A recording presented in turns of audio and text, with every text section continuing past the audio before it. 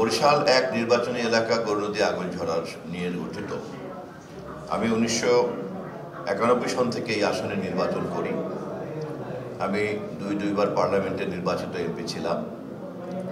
ভবিষ্যতেও নির্বাচনে অংশগ্রহণ করার আগ্রহ আছে, ইচ্ছা আছে, যার ফলে আমি এই এলাকার বিভিন্ন সমস্যা সম্পর্কে অবহিত আছি।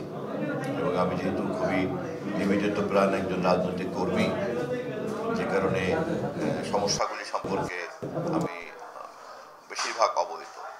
এটা খুবই দুর্ভাগ্যজনক যে গত 15 বছর আওয়ামী লীগের এমপি ছিলেন এখানে, অত্যন্ত প্রভাবশালী এমপি, প্রধানমন্ত্রীর পরিবারের সদস্য। আমাকে এই এলাকায় আসতে দেওয়া হয় নাই, ফলে আমি এলাকা সম্পর্কে ধারণাও ছিল না। যতবারই এসছি আমার বাড়িতে আক্রমণ করা হয়েছে। যে বাড়িতে বসে আছেন এই বাড়িতে বহুবার আক্রমণ করা হয়েছে, শহরের বাড়িতে আক্রমণ করা হয়েছে। কিন্তু যখন 5 তারিখের পরে কারাগার থেকে এসে এলাকায় যখন ঘোরাঘুরি শুরু করলাম, আমি অবাক হয়ে গেলাম যে এখানকার কোনো ধরনেরই কোনো অবকাঠামোগত উন্নয়ন হয়নি।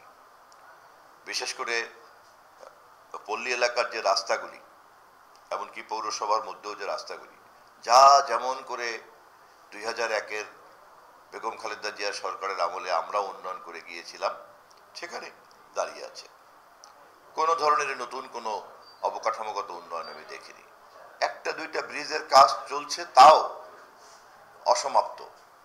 ঠিকাদাররা পালিয়ে গেছে, ঠিকাদাররা কাজ করে না, নানান রকম অনিয়ম। সেই অর্থে বলতে গেলে পরে আমাদের প্রথম গুরুত্ব হবে, যদি নির্বাচিত হই আমি এবং আমরা যদি সরকার গঠন করতে পারি, তাহলে পল্লী অঞ্চলে সড়ক যোগাযোগের অবকাঠামোকে উন্নয়ন করাই হলো আমাদের প্রথম কাজ।